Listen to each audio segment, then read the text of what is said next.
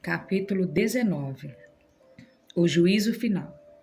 Desta vez, começaremos nossa procura por respostas em Israel, nas terras áridas que rodeiam o extremo sul do Mar Morto. Foi ali que arqueólogos, trabalhando de 1965 a 1979, descobriram as ruínas de 5 cidades antigas. Muita gente acredita que essas cidades podem ter sido as 5 cidades da Campina mencionadas no livro de Gênesis. Entre elas estavam Sodoma e Gomorra. Um dos achados mais surpreendentes dessa pesquisa foram os grandes cemitérios ligados a essas cidades. Os arqueólogos calculam que eles podem ter abrigado até 1,5 milhão de corpos. Isso deixa claro que as cidades das planícies não eram pequenas vilas. Durante séculos foram prósperos centros de arte e comércio. Entretanto, a história que lemos sobre elas na Bíblia não é agradável. Aquelas cidades se encheram de corrupção e violência. Assaltos, estupros e atividades de gangues eram comuns. Mesmo séculos após serem destruídas, as cidades da planície ainda foram lembradas principalmente em razão de sua grande perversidade. Por fim, depois de mais uma noite de tumultos e libertinagem, Deus enviou fogo do céu e as destruiu. Um homem justo. É até difícil imaginar, mas o registro bíblico também revela que havia um homem justo morando em Sodoma, em meio a toda aquela perversidade. O nome dele era Ló, sobrinho do grande patriarca Abraão. Ló morava em Sodoma, mas não aceitava nem aprovava a conduta do povo de lá. Ele não cedia à pressão cultural nem à maneira de pensar deles. A Bíblia diz que a perversidade da cidade atormentava a sua alma justa cada dia por causa das obras iníquas daqueles. Ló se entristecia pelo comportamento dos habitantes de Sodoma. Tudo aquilo, na verdade, o atormentava, mas decidiu ficar. Ele apreciava tanto as conveniências e o glamour da vida da cidade que estava disposto a expor a si mesmo e a sua família ao terrível perigo e às más influências que o cercavam. Os juízos de Deus pairavam sobre a cidade como nuvens escuras prontas a desabar em terrível tempestade. Antes que seus juízos caíssem sobre eles, Deus, em sua grande misericórdia, mandou 2 anjos mensageiros para avisar Ló e sua família da necessidade de sair de Sodoma imediatamente. O mais impressionante é que, apesar dessa advertência vinda diretamente do céu, eles ainda ficaram por ali. Ló e sua família continuaram resistindo e demorando até que os anjos mensageiros literalmente os tomaram pelas mãos e os tiraram de lá. Os anjos disseram: livra-te e salva a tua vida. Não olhes para trás, nem pares em toda a campina. Foge para o monte, para que não pereças. Gênesis capítulo 19, verso 17. No livro do Apocalipse, o apóstolo João viu um poderoso anjo descendo à terra com uma mensagem semelhante para nós. Novamente, uma grande cidade se encheu de violência e corrupção. E novamente a advertência do anjo ressoa. Dessa vez a cidade se chama Babilônia, o nome que, como vimos, simboliza confusão religiosa. A profecia se refere à apostasia religiosa, à corrupção moral e ao afastamento dos claros ensinamentos das Escrituras. Ela está se referindo especificamente a organizações religiosas cujos ensinamentos têm se distanciado da clara mensagem das Escrituras. Tirai-vos dela, povo meu, para não serdes cúmplices em seus pecados e para não participardes dos seus flagelos. Apocalipse, capítulo 18, verso 4. Talvez não devêssemos ficar surpresos com a atitude de Ló.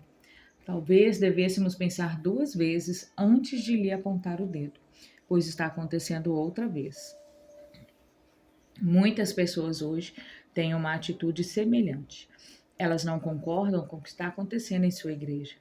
Reconhecem que tem havido um afastamento daquilo que a Bíblia ensina, mas sentem-se confortáveis demais para fazer uma mudança. Elas construíram uma pequena zona de conforto para si mesmos e preferem ficar onde estão, embora sintam a influência do Espírito Santo a persuadindo a mudar. Sim, estão aflitas e perplexas, mas preferem ficar onde estão. Sair da Babilônia requer que nos destaquemos da multidão e sejamos diferentes, e nem todos estão dispostos a isso. Responder ao chamado de Deus é tremendamente importante. Quando ouvimos Sua voz apelando ao nosso coração, quando sentimos a influência do Espírito Santo atuando suavemente em nossa mente, e por amor às conveniências ou pelo medo de mudar, hesitamos indispostos a responder. Estamos nos colocando numa posição muito perigosa em termos espirituais. E isso não é brincadeira, é a vida eterna que está em jogo. A vingança do fogo eterno. O apóstolo Judas escreveu: Sodoma e Gomorra e as cidades circunvizinhas, havendo se entregado à prostituição, são postas para exemplo do fogo eterno, sofrendo punição. Você notou que o texto diz que Sodoma e Gomorra foram castigadas com fogo eterno? O que significa isso? O que é o fogo eterno? Obviamente, fogo eterno não quer dizer o fogo que queimará para sempre, uma vez que Sodoma e Gomorra não estão queimando ainda hoje. O fogo que caiu do céu foi eterno porque consumiu para sempre.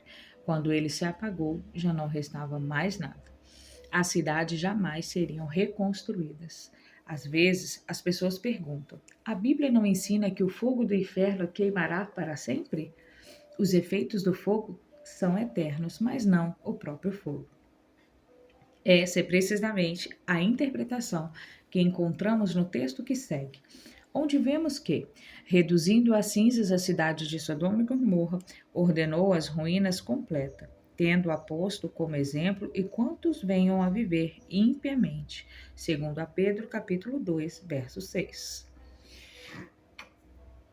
Desde os céus.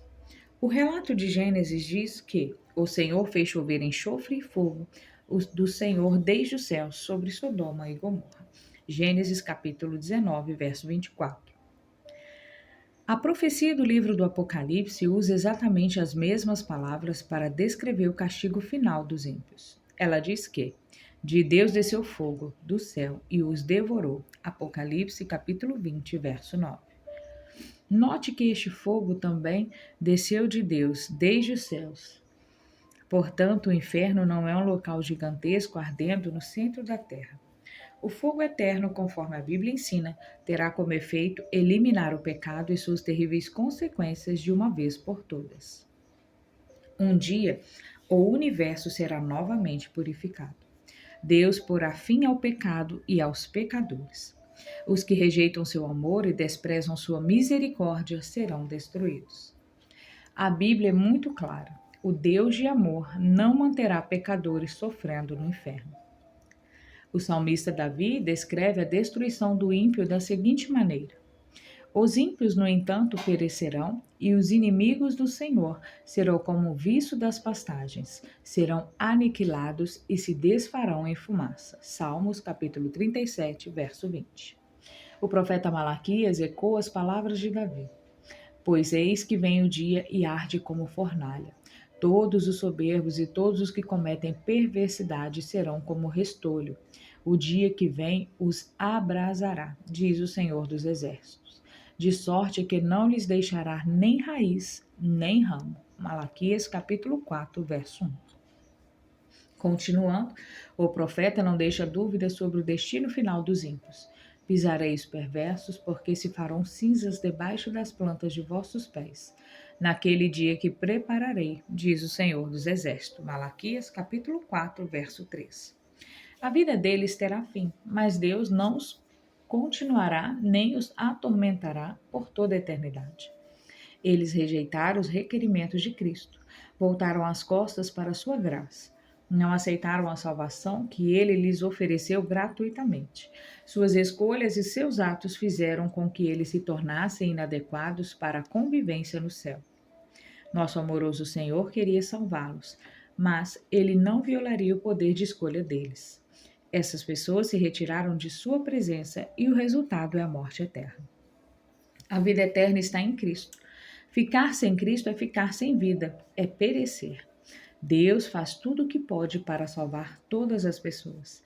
Em Cristo todos temos salvação. mas alguns se recusaram a aceitá-la. Se Deus permitisse que uns injustos vivessem eternamente, o universo inteiro estaria em risco de se rebelar novamente contra os seus propósitos e planos eternos. Nós veríamos uma repetição do grande conflito.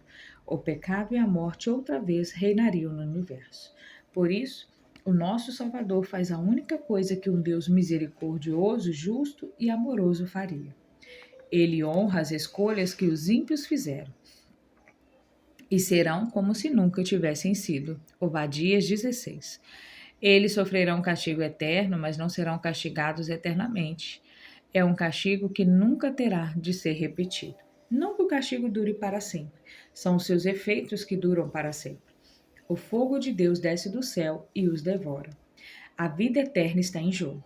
Cada ser humano que já viveu nesse mundo estará eternamente salvo ou eternamente perdido.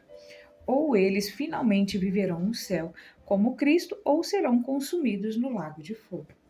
Quando Jesus vier, não haverá segunda oportunidade.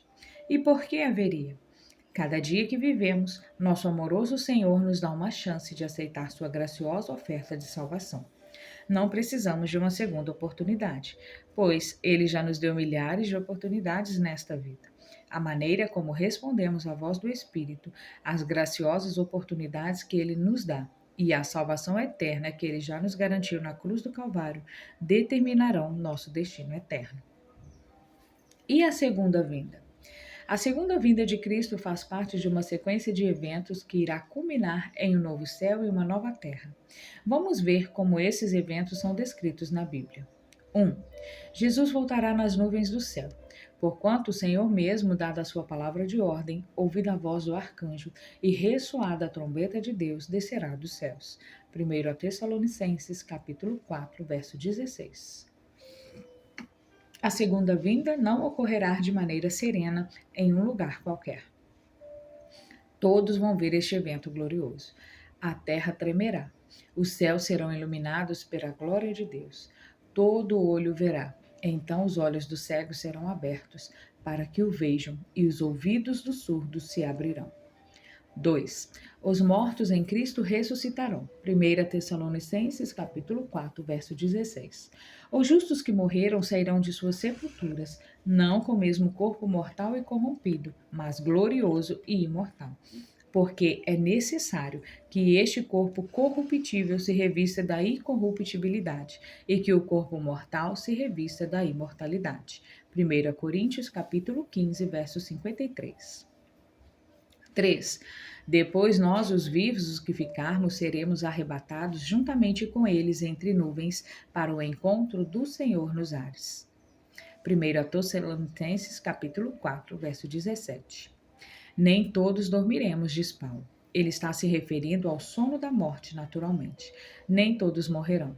Alguns estarão vivos quando Jesus vier. Nem todos dormiremos, mas transformados seremos todos, num momento, no abrir e fechar dos olhos, ao ressoar da última trombeta. A trombeta soará, os mortos ressuscitarão incorruptíveis e nós seremos transformados. Você pode imaginar os gritos de alegria quando isso acontecer? Pense na felicidade das famílias que se reencontram quando marido, mulher e pais e filhos há muito tempo separados pela morte se abraçam outra vez. A ressurreição trará incrível alegria. Haverá uma nova ordem das coisas. Tudo será melhor e de um jeito que somente podemos imaginar. Também sabemos com certeza que o céu será um lugar de amor. O amor encherá cada coração e todas as nossas necessidades de afeto serão preenchidas. Medite na seguinte promessa: Ele lhes enxugará dos olhos toda lágrima e a morte já não existirá. Já não haverá luto, nem pranto, nem dor, porque as primeiras coisas passaram. Enquanto esperamos, devemos nos apegar a essa promessa, confiando que Deus endireitará todas as coisas. 4. Estaremos para sempre com o Senhor. 1 Tessalonicenses 4,17. Você consegue pensar em algo melhor do que isso? A vida é nada mais que um breve momento no tempo. Os anos passam rapidamente e, antes de nos darmos conta, envelhecemos e estamos enfrentando a morte. Nada na vida é para sempre. pois a própria vida é temporária e muito curta. Quanto mais vivemos, mais consciências temos em relação a isso. Mas quando Deus diz para sempre, ele realmente quer dizer isso, e somente ele pode cumprir essa promessa. Então, o Deus do céu suscitará um reino que não será jamais destruído. Esse reino não passará a outro povo. Esmiuçará e consumirá todos estes reinos, mas ele mesmo subsistirá para sempre. Daniel capítulo 2, verso 44. 5. Satanás ficará preso na terra desolada por 1000 anos. Talvez você já tenha escutado a palavra milênio. É uma referência a esse período de 1000 anos que começa no momento da segunda vinda.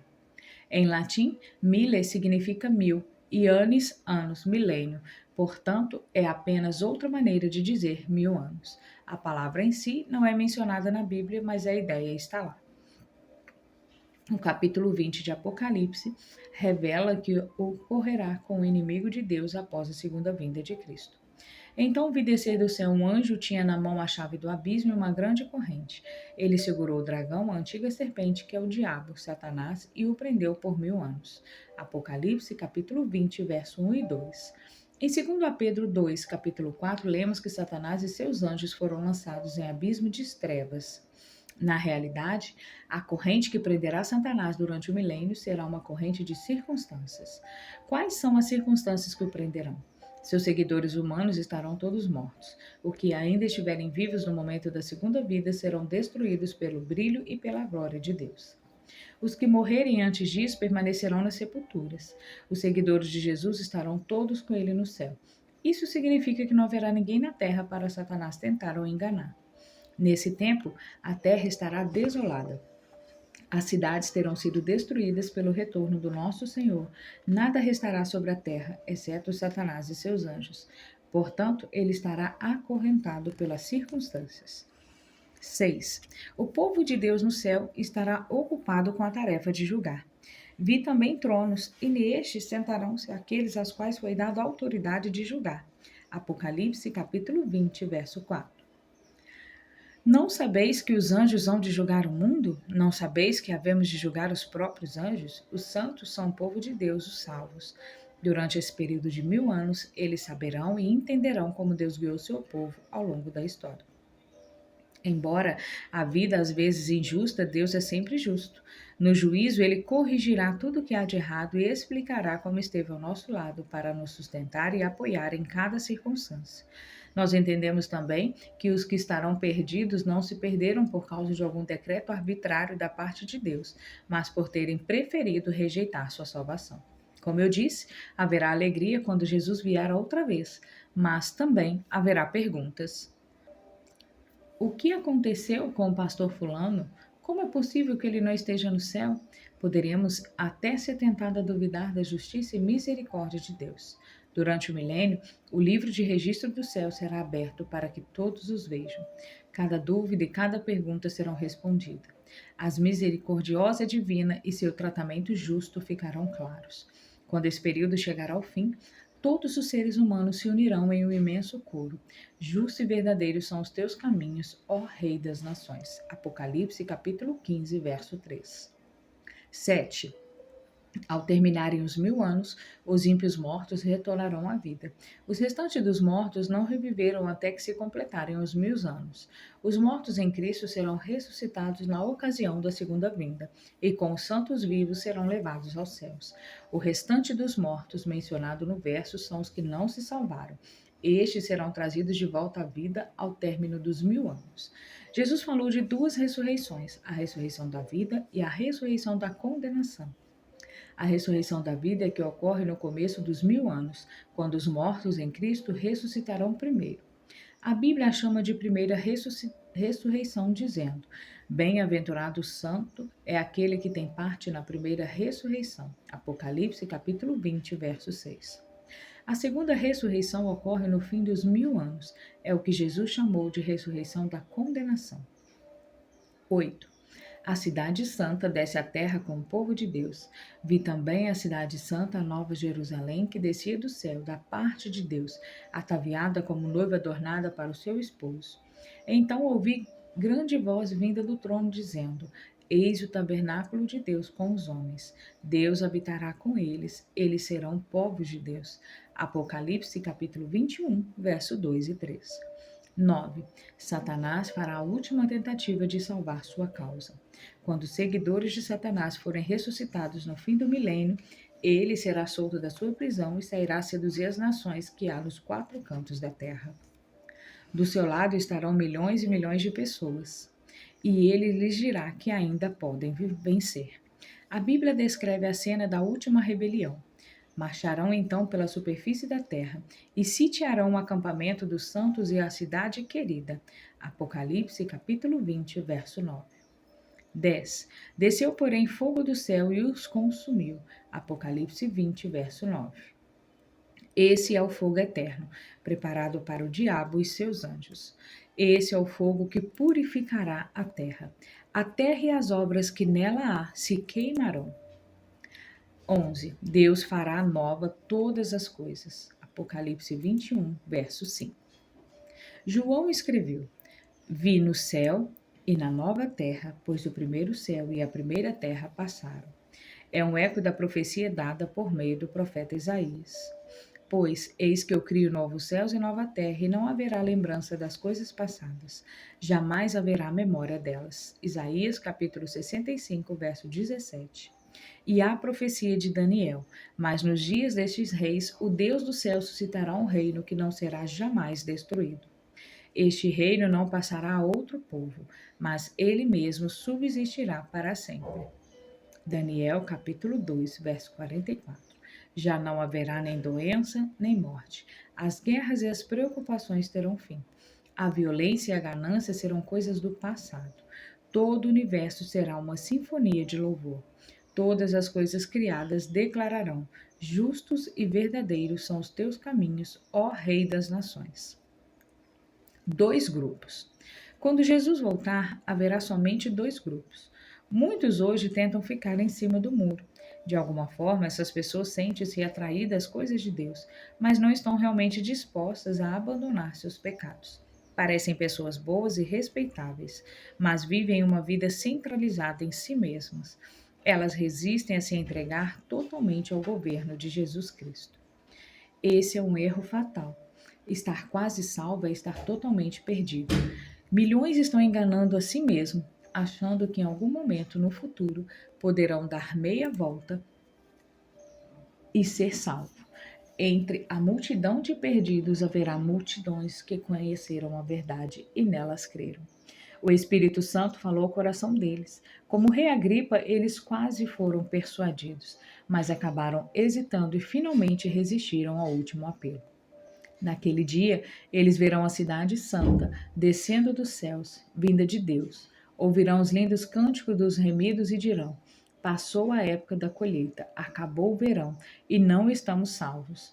Por isso que as Escrituras insistem: hoje, se ouvirdes a sua voz, não endureçais o vosso coração.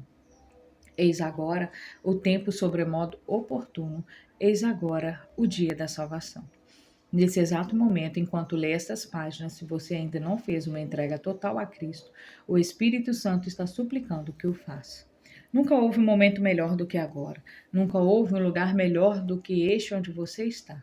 Você pode vir a Jesus com todos os seus pecados, suas fraquezas e suas culpas, porque não vai agora mesmo.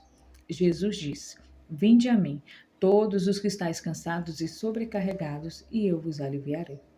Vá agora, se você já se entregou a Ele, porque não dedica novamente sua vida a Cristo? Jesus está esperando. Seus braços estão abertos para receber você.